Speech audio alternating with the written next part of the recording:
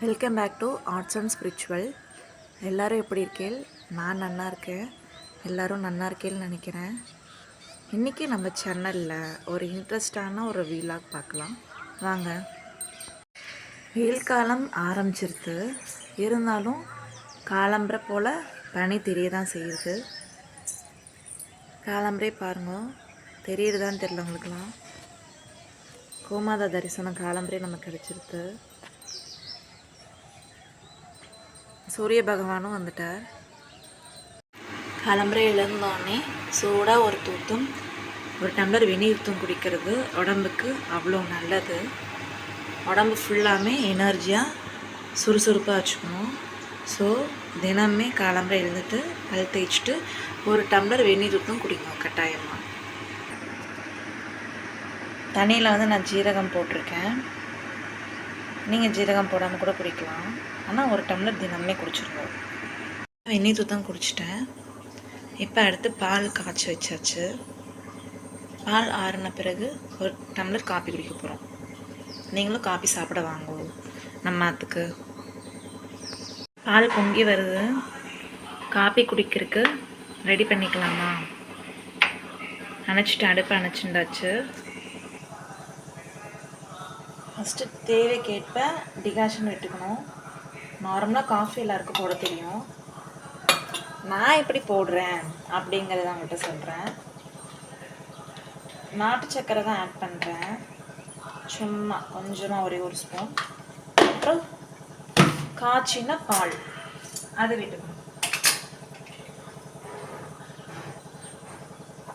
ஆடை இல்லாதக்கு விடுங்க.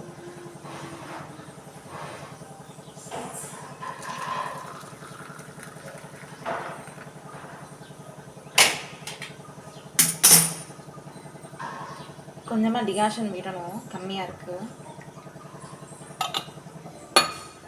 ரொம்ப ஸ்ட்ராங்காக குடிக்க வேண்டாம், கொஞ்சம் மைல்டாக. காலம்பரை இருந்தால் ஒரே ஒரு கப் காஃபி குடிக்கிறதுனால நமக்கு தலைவலியில் ஏதாவது இருந்ததுன்னா குறையும். கொஞ்சம் மைண்ட் வந்து ஃப்ரீயாக இருக்கும். அதுக்காக தான் ஒரு கப் காஃபி.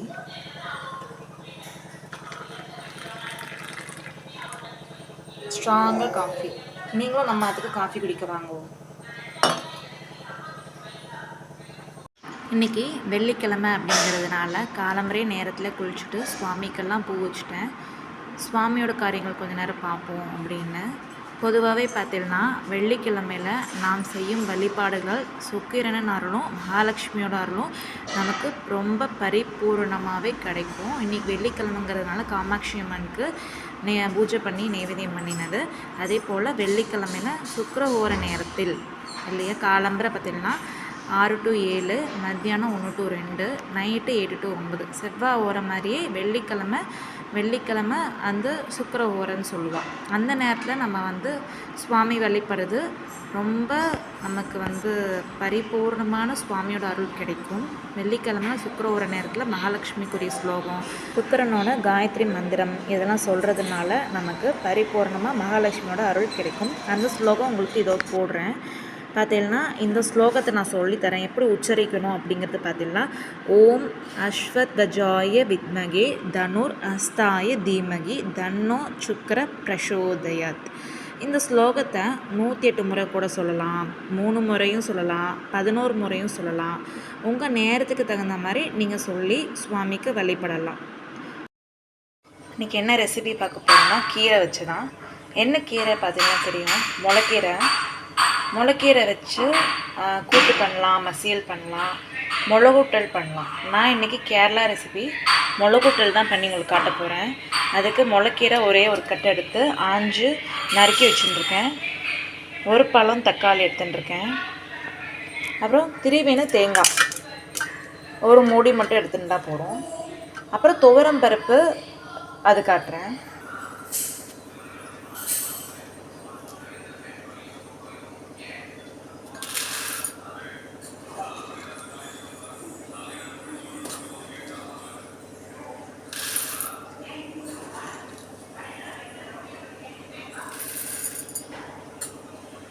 துவரம்பருப்பு இதால் 3 சுண்டு நான் எடுத்துட்டுருக்கேன்.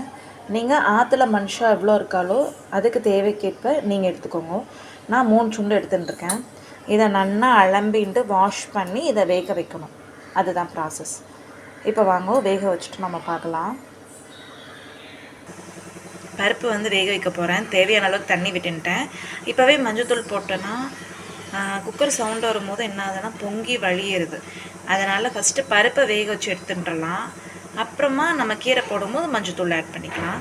இப்போ நல்லா ஒரு 5-6 விசில் விடுங்க, நல்லா குழஞ்சி வரும். நல்லா வெந்த பிறகு பார்க்கலாம் வாங்கோ.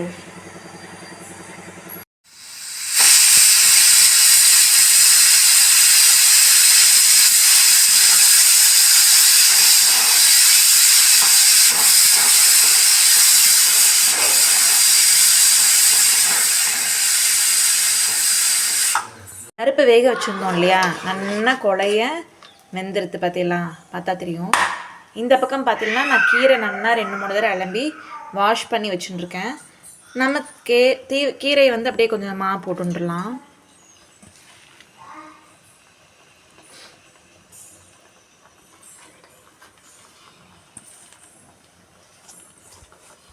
கீரை எல்லாமே நான் போட்டுட்டேன்.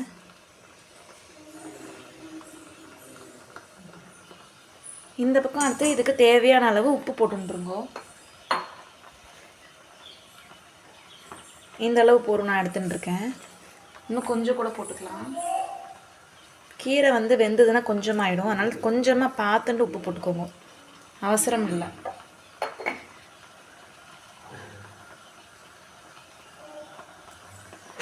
அடுத்து ஒரே ஒரு பச்சை மிளகாய் நான் கீரி போட்டுருக்கேன்.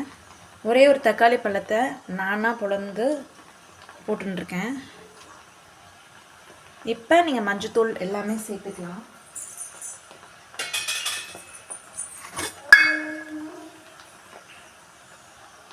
ஒரே ஒரு சிட்டிகை போட்டுட்டேன். இதை வந்து நம்ம சாதத்துக்கு பிசைஞ்சு சாப்பிட்லாம். ரசம் சாதம் பண்ணினா இதை தொட்டுருக்கலாம், அவ்வளோதான். இல்லைனா இது மட்டும் நீங்கள் சாதமாக மெயினாக சாப்பிட்டீங்கன்னா தொட்டுக்க வடம் காய்ச்சிக்கலாம், இல்லைனா தொகையில் நீங்கள் அரைச்சிக்கலாம். நல்லா காரமாக ஒரு தொகையில் அரைச்சிக்கலாம். இப்போ இதுக்கு தேவையான அளவு தண்ணி விட்டுக்கோங்க. நமக்கா தெரியும் எந்த அளவு தண்ணி தேவைப்படும் அப்படின்னு சொல்லிட்டு அந்தளவு தண்ணி விட்டுக்கலாம். தண்ணி விட்டுருக்கேன்.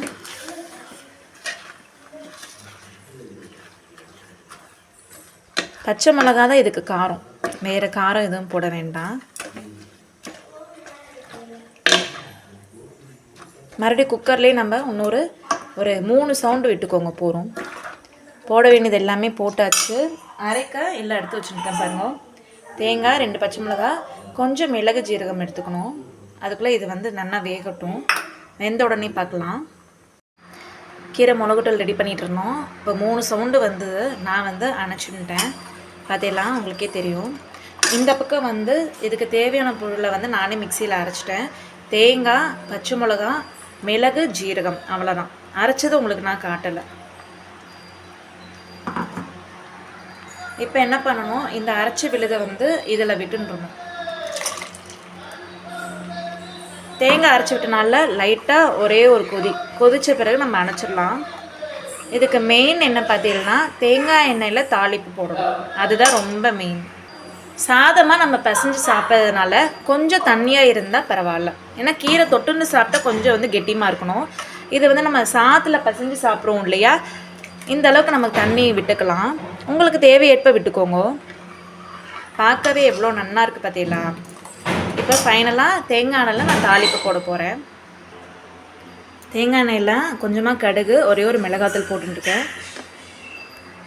நல்லா எண்ணெய் காயவும் அதில் விட்டுன்றலாம். எண்ணெய் நல்லா காஞ்சிருது. கொஞ்சமாக பெருங்காயத்தூள் ஆட் பண்ணியிருக்கேன். நல்லா வெடிக்கவும் அந்த மிளகுட்டலில் நம்ம விட்டுன்றலாம்.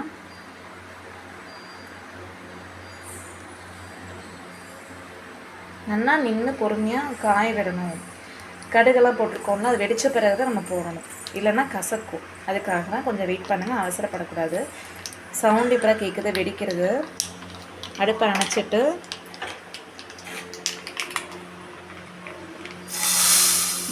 ஓகே, ஃபைனலாக நம்மளோட கீரை மிளகுட்டல் ரெடி.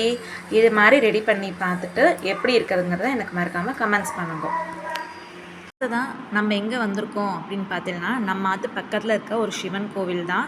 இங்கே வந்து முருகன், சிவன், பார்வதி, பிள்ளையார் எல்லாமே இருக்கார்.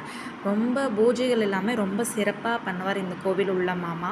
இந்த கோவிலுக்கு வந்துட்டு போனாலே எனக்கு ரொம்ப மன அமைதி கிடைக்கும். லலிதா சகஸ்ரநாமம் பாராயணம் பண்ணுறா. பார்ப்போமா?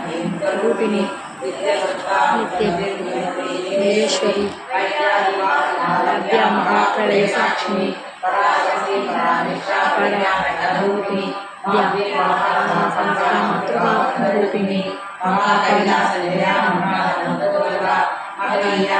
மூர்த்தி மகா சாம்ராஜ்யசாலினி, வித்யாஸ்ரீ வித்யா காமசேவிகா, சாஸ்திரி வித்யா திரிபுரா காமகோட்டிகா, கிங்கரி பூத கமலா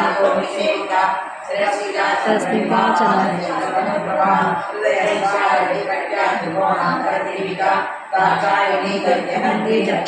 விநாசினி. ஒரு ஈவினிங் டைமில் நம்ம ஆற்று பக்கத்தில் இருக்கிற கோவிலுக்கு போயிட்டு ஆற்றுக்கும் வந்தாச்சு.